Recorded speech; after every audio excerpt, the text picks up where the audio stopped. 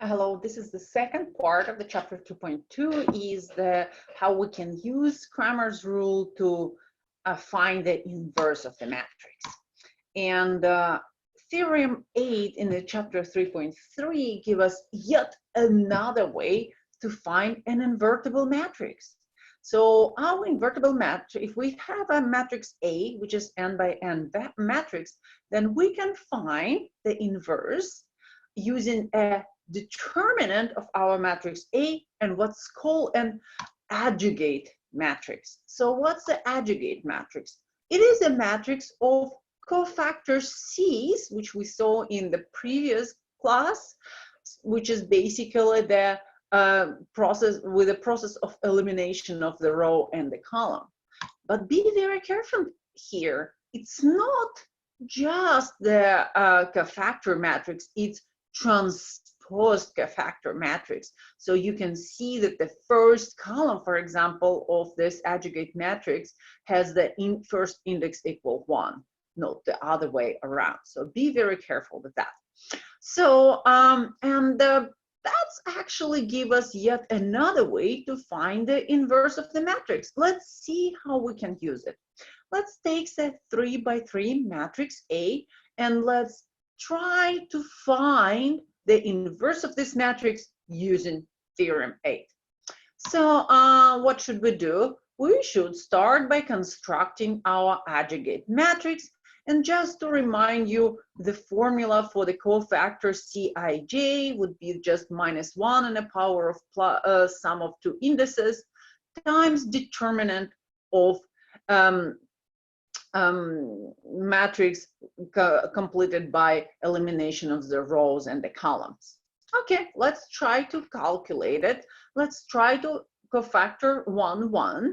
So we are eliminating first row and the first column. So what's left is this matrix, which has like a second and the third column. So -1, 4, and 1, -2. What is the sign of this determinant? We need to remember that when we calculate the conjugates, we are using this checkerboard pattern, or we can put the -1 in the power I plus g. Here we see our indices 1 and 1, so the sum of them will be 2, so our sign will be positive. So which give us cofactor 1, 1 -2.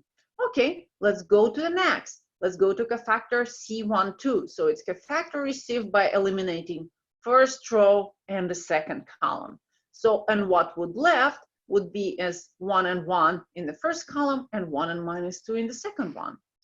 And again, we are using -1 in the power I plus j power. So, and because our I is 1 and j is 2, our power is 3 here, so we are dealing with a negative sign of determinant.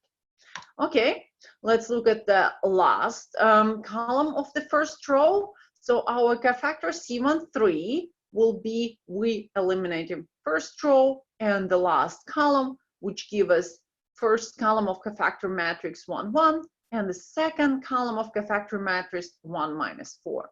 And it goes with a positive sign. And okay, I'm not going to torture you and tell you about every single cofactor, but you can see there is a nice checkerboard pattern here with the signs, pluses and minuses. We calculate everything, so we can take these numbers, cofactor, and arrange them in a transposed order to compile an adjugate matrix. Okay, so now we have adjugate matrix. All we need to find inverse is a determinant. And of course, we can use a Cramer rule and calculate bunch of matrices, but there is an interesting and a little bit trickier, but very effective way to do it, which presents in the book, which I will guide you through now. So we can actually try to treat this, look at this formula again to help us find a determinant.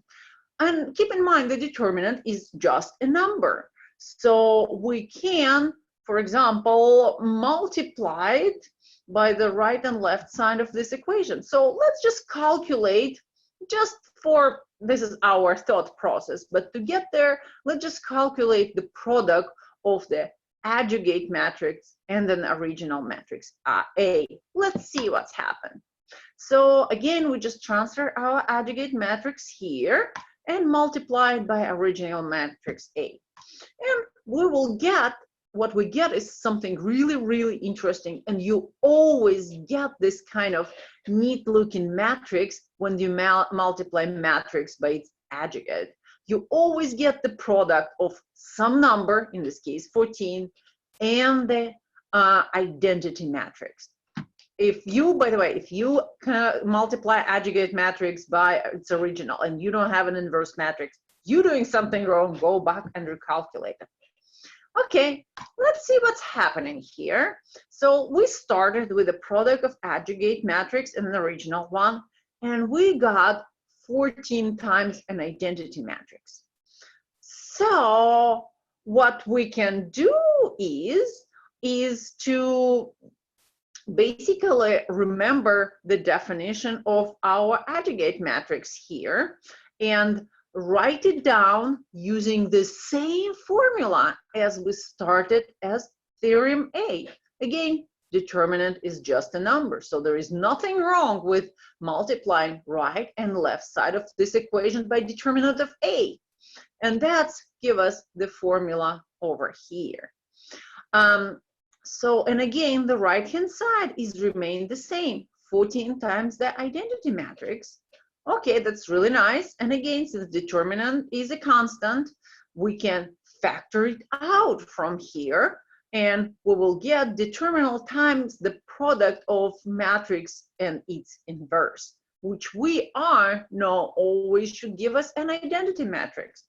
So now we have a matrix equation in which both sides are multiplied by identity matrix. So we can basically skip this and find the value of our determinant, which is equal 14. So, and this is kind of like implicit way to calculate the determinant, but it's involved much less calculation as we would do using the Cramer rule.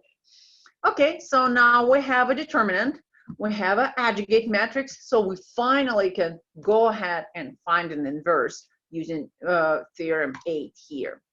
Okay, let's start with inverse of determinant 1 over 14, and then we will just write down our adjugate matrix. And you know, just to make it one single matrix, we can put the 1 over 14 inside our matrix, basically divide every entry by 14, and that's our inverse matrix. Although it's a little bit more involved methods of calculations, sometimes there is some matrices where it's the only way to find the inverse. So go ahead, look at the exercise for chapter 3.2 and calculate some of inverse matrices using theorem 8.